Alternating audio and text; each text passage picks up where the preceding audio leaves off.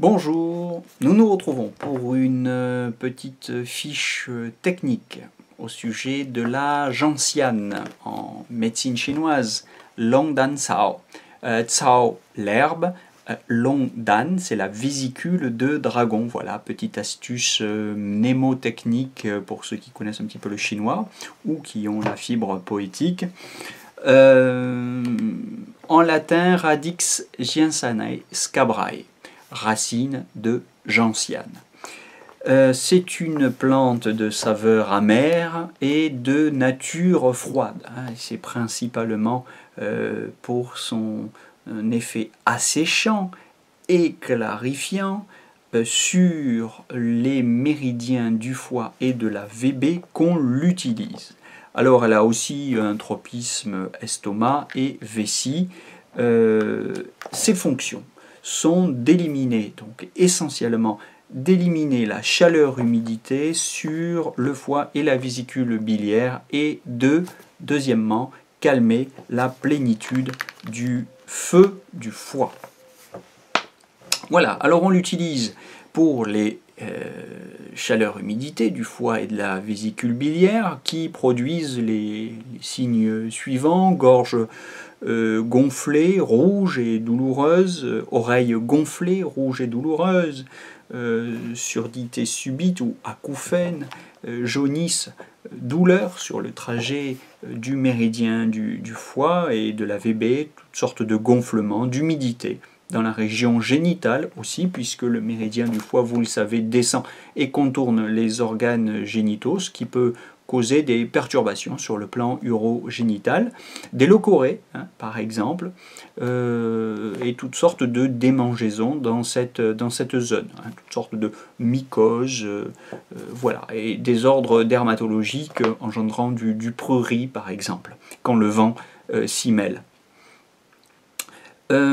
On l'utilise aussi, cette gentiane, pour clarifier le feu du foie causant des céphalées ou des yeux rouges, céphalées ou migraines, comme on dit aussi, la moitié de la graine, ce qui est relativement caractéristique des pathologies de type, ou des migraines de type foie, avec des douleurs dans les yeux, des douleurs rétro-ophtalmiques.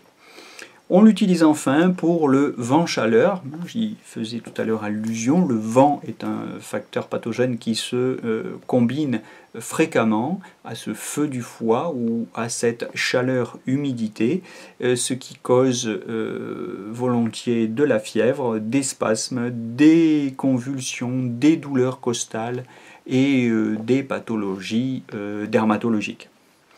Voilà. Donc une plante très célèbre, qui est empereur dans la formule que vous connaissez certainement, puisque nous lui avons déjà consacré une vidéo et une petite analyse consacrée. Long Dan Siegentang, voilà, B418 parmi les formules du grand formulaire de Marier. Je vous renvoie donc à cette vidéo qui vous donne un petit peu le détail de cette grande pharmacopée classique qu'il faut absolument connaître. Alors, vous retrouvez dans cette pharmacopée Chairu, puisque l'association Long Dan Cao et Chairu, donc cette gentiane et ce buplèvre, c'est une association absolument classique, fondamentale pour les pathologies du foie, engendrant feu ou chaleur-humidité. Donc avec Chairu pour le feu du foie ou la chaleur-humidité causant les yeux rouges et gonflés, douloureux, douleurs lancinantes dans la poitrine, surdité, acouphène, saveur amère dans la bouche, gonflement et douleurs des testicules ou pour les femmes dans la région urogénitale avec des urines foncées, courtes et douloureuses, c'est-à-dire des cystites de type chaleur ou chaleur-humidité. Voilà, ça c'est pour l'association Long Dan Cao Chairu. On a une autre association classique pour les jaunisses. On a assez peu de patients souffrant de jaunisse qui viennent se faire traiter en médecine chinoise en première ordonnance. Hein. Bon, en général, c'est plutôt les urgences ou la médecine conventionnelle, hein, disons, pour nos patients occidentaux, mais on peut traiter ça, hein, on pourrait traiter ça, ou en médecine chinoise, je veux dire, on pourrait les traiter aussi, même s'ils viennent en deuxième ordonnance, pour traiter les résidus, les restes d'une jaunisse incomplètement soignée, grâce à l'association Longdanzao Yingchenghao. Yingchenghao, c'est une variété d'armoise. Il en existe plusieurs hein, en médecine chinoise. C'est l'herba Artemisia capillaris. Donc, Artemisia, vous reconnaissez l'armoise, grande plante de la jaunisse par chaleur humidité du foie et de la vésicule biliaire. Bon, toujours accompagné de saveur amère dans la bouche, de douleur et plénitude du thorax, l'énergie ne circulant plus sur les trajets du foie et de la vésicule biliaire, aussi bien à la surface que à l'intérieur, dans le trajet interne. Voilà. Il existe une troisième association classique avec Niu Huang, le calcul de bœuf, et Gaotang, Ramulus uncaria, pour les convulsions du feu du foie, principalement chez les enfants.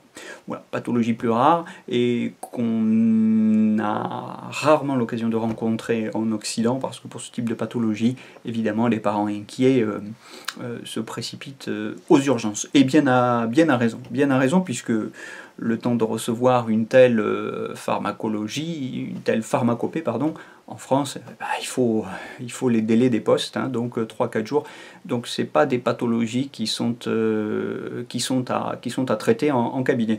Néanmoins, voilà, on peut se souvenir de cette association parce qu'elle est classique, l'association Longdanzao et Niu Huang pour les convulsions de type feu du foie, utilisées en pédiatrie.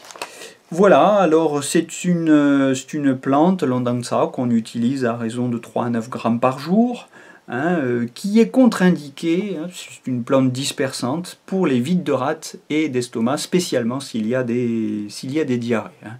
C'est une plante dispersante, donc on ne l'utilise pas dans les situations de vide, c'est tout à fait logique. La recherche clinique montre que c'est une plante antibiotique, antipyrétique, stomachique, cholérétique, diurétique. Elle favorise la diurèse pour éliminer la chaleur et l'humidité. Elle est hypotensive, anti-inflammatoire, antibactérienne et anti-helminthique. Voilà, on la trouve principalement, pour vous le redire encore, dans la formule Longan Xiegantan, à laquelle j'ai déjà consacré une vidéo et à laquelle je vous renvoie encore une fois. En vous souhaitant de bonnes études, et je vous donne rendez-vous pour une prochaine vidéo sur les plantes du foie, sur le buplèvre par exemple. À très bientôt, donc avec les vidéos quintessence des formations énergie. À très bientôt.